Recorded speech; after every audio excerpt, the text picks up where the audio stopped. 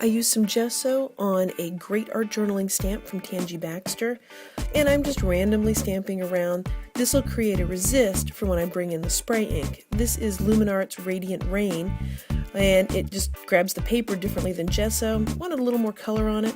When it dries, the white gesso will pop out a little bit more. I used grunge paper. It's a little bit thin for what I wanted, so I glued a couple of sheets of it together, so some are 2 high, some are 3 high. That way each stone will have a little bit different height to it. I'm just cutting them out and using a nail file to kind of even out the edges so that you didn't see my cut mark, so it looked more like a rounded natural stone. Turns out there were a lot more of these than I thought as I was cutting these out, but I'm going to be happy with how it looks.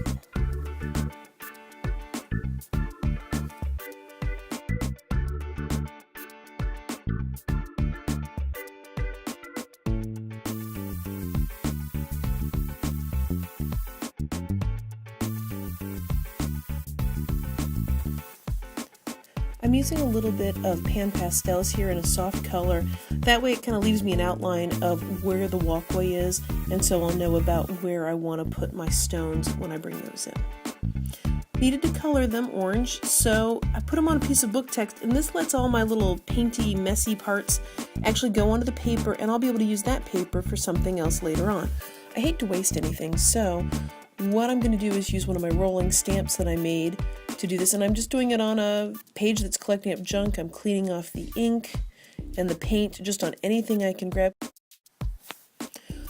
I want the walkway to stand out, so I'm putting some gesso down there for a good background to put the yellow twinkling H2Os on. That'll help make the yellow stand out more. Putting a little bit of the yellow twinkling H2Os onto the orange stepping stones just so that it'll all blend in a little bit better with the walkway.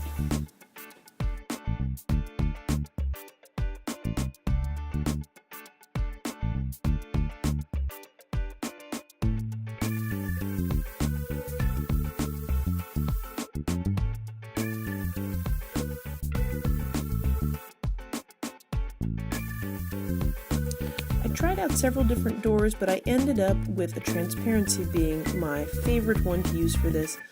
Put a little gesso on the back just to make it stand out and pop. The door is my chance to introduce some color, and I tried all sorts of scrapbook papers, didn't have the right colors, so I ended up going with an old paper towel that I had from cleaning up spray inks and that kind of thing.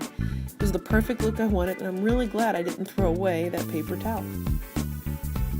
Paper towel wasn't strong enough on there by itself, so I just glued on some little bit of corrugated paper to give it some strength. It also added some dimension and helped pop it off the page a little bit. This is a stencil I made with the silhouette. Makes it really easy to do a large title like this and just sponge some paint on it.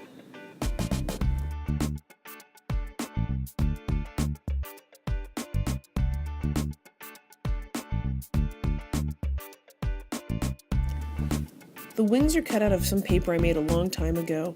I'm putting the twinkling H2Os on it. Because they're translucent, they're going to interact with the color that's already there.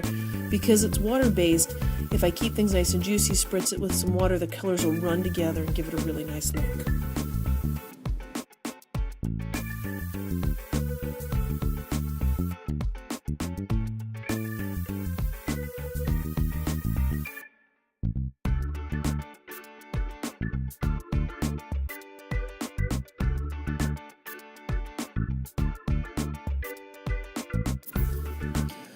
I'm adding just a little more of the yellow twinkling H2Os with a Q-tip to get in between the stepping stones.